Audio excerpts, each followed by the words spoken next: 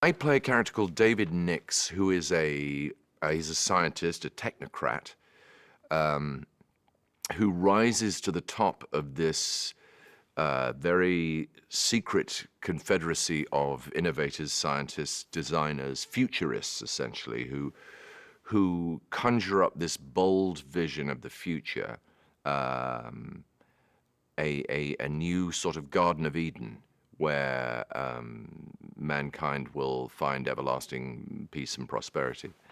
And as with a lot of these visions of the reinvention of human society, it, of course, reveals a darker side. Tomorrowland is a better alternative. It is a better future. It is the better future that a small number of people dared to conceive, and pursued as their own private project at a time, or soon after a time, when actually private innovation was a very, very powerful force in America. You know, the Walt Disney's and Henry Ford's and so on, who were these gigantic engines of development and economic change and scientific exploration. And so this was at a time when people didn't necessarily look to the government to steer an entire nation on a national path. This was a time when a handful of very, very bright, very dedicated people could set off on these explorations. George Clooney is everything you hope George Clooney will be, plus about 10%. He's extremely funny and kind and very, very bright and very, very hardworking and, you know, considerate of everybody around him. He's, you know, he's just sort of everything you hoped he would be. Everything that you've ever heard people say about him, it's true. He is all of those things. It's sort of maddening, actually. I'm hoping to sort of trip him up in some way to find, you know, the real George Clooney. But I think we've seen the real George Clooney, and the real George Clooney is he's a gentleman. He's an absolute gentleman, and it's wonderful.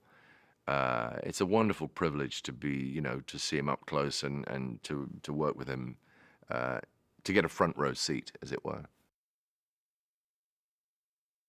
It's been a real delight for me because the last couple of weeks that we've been doing some of the most Tomorrowland heavy stuff. I mean, the scenes actually in Tomorrowland. I finally got to see Brit doing her thing, and she's something else. I mean, she really has got an amazing.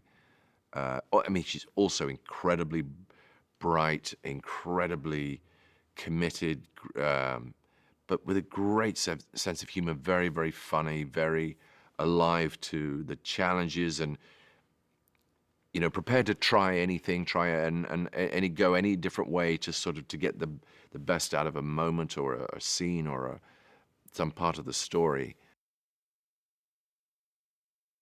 Raffi has an extraordinary quality. There's a sort of, I mean, there's a mixture of so many things. She's this very, very slight figure. She has this sort of what they used to call elfin, I think was the word. This sort of Audrey Hepburn feel to her, and yet she's such a live wire. She's also like Thomas. She's completely fearless. She appears to be absolutely tireless. I mean, she cannot work hard enough. Brad Bird is obviously an absolutely, I mean, remarkable filmmaker. He never made a bad film. And that's actually weird. I mean, that's really weird. The greatest filmmakers who ever lived made bad films. There's something uncanny about his art and his intellect. He's extremely bright, thinks very, very deeply about storytelling and filmmaking, and he has a sort of animator's approach to the visual, first of all, that he thinks in very, very clear images. He's not someone who